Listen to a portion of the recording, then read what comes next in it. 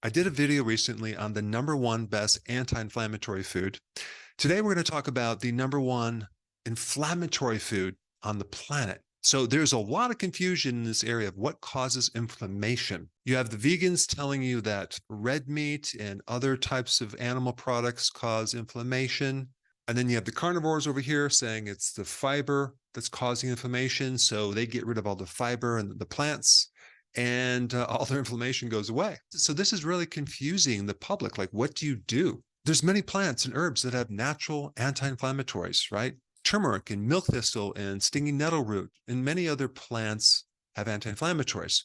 But of course, they also have anti-nutrients, right? Some people might say plants weren't designed for us to consume because they don't want to be eaten. But someone could say the same thing with animals. Animals don't want to be eaten too. They want to survive, right? So there's this big battle on this fiber, right? Fiber.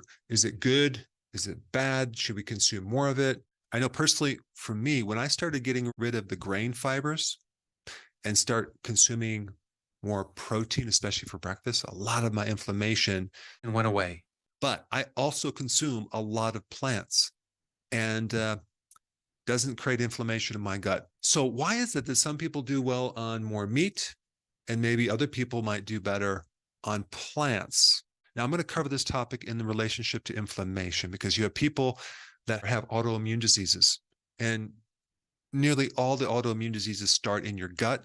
You also have a lot of people who have allergies to milk, nuts, eggs, gluten. Now, there's two really interesting things I want to just mention right off the bat.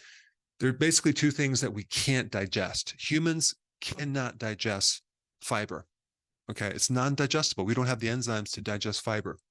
And also, gluten, the protein in grains, is the only protein that we can't digest. And now, what about this fiber, right? Do we have a problem with fiber?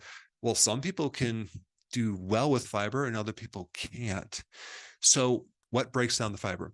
It's your microbes. So, if you were just to do some research on your own, just type in Google fiber, gut health, fiber inflammation, gut inflammation, you're going to just find fiber is anti-inflammatory. You're going to find that for so many different research articles will tell you that, but it doesn't really explain when a carnivore cuts out the fiber, man, that they feel better, like their autoimmune diseases clear up, their allergies clear up.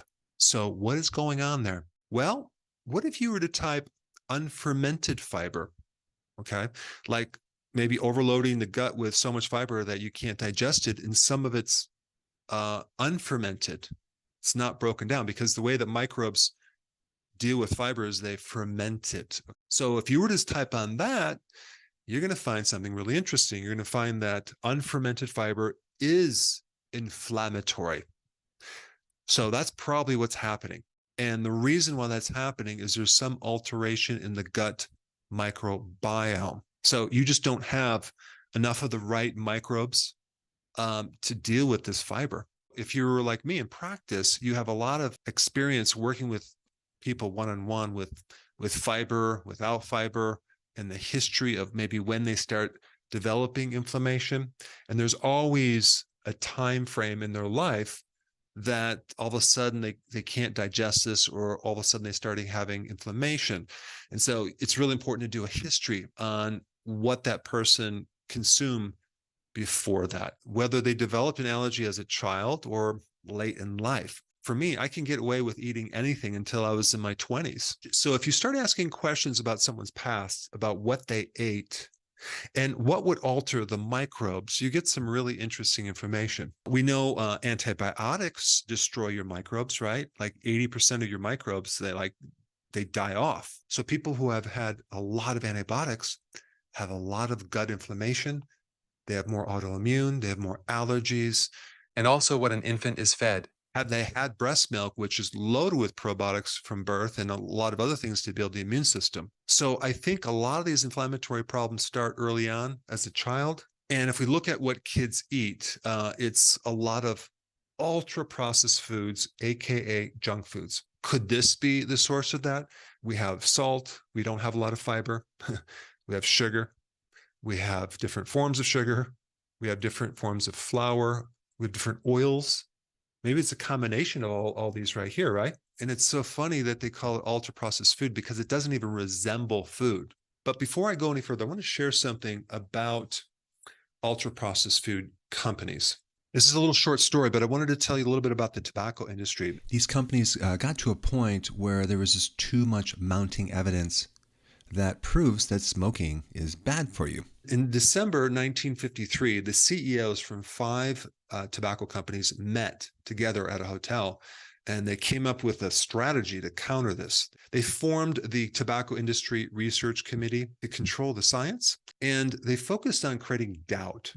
They said as long as doubt and controversy prevailed, the industry could fight off regulations because it is the best means of competing with a body of facts that exist in the general public. It is also the means of establishing a controversy. But what's even more interesting, between 1988 and 2001, certain tobacco companies owned Kraft, General Foods, and Nabisco. So apparently a lot of the ultra-processed food companies adopted some of these tactics as well. I mean, if you even look at the time frame between the 80s and now, I mean, obesity has tripled. Kids are developing diabetes. There's conflict of interest with the scientific academies and advisory committees that form our food pyramid. There was an investigation in 2002 into the dietitian organization and found that they were investing in stocks in Nestle, Pepsi Cola, Johnson & Johnson. So there's a lot of conflict of interest. But the ultra-processed food companies have created a lot of doubt and uncertainty into the public. They blame the individual, not the food. They attack the scientists who speak out.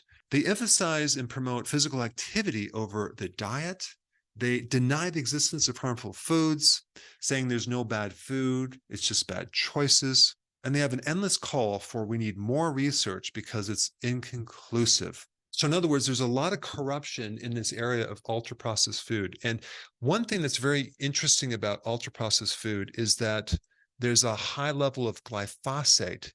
It's in the corn, it's in the soy, it's in the cottonseed oil, canola oils. It's in the wheat products. It's sprayed on the wheat.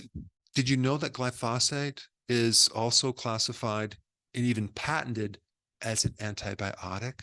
Glyphosate inhibits lactobacillus and bifidobacteria, 2 main strains of gut bacteria.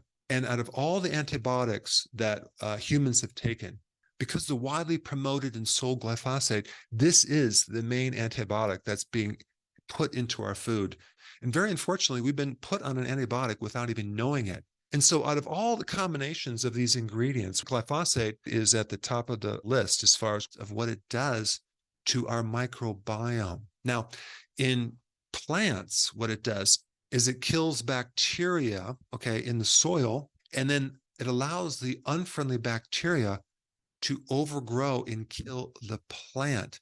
In fact, in this one report that I read, if you spray glyphosate in a sterile soil where there's no bacteria, apparently it doesn't kill the plant. In other words, you have to strengthen the pathogens by getting rid of the defense mechanism so it can take over the plant. I wonder if this is happening to our guts right now, especially since autoimmune diseases and many allergies start at the gut.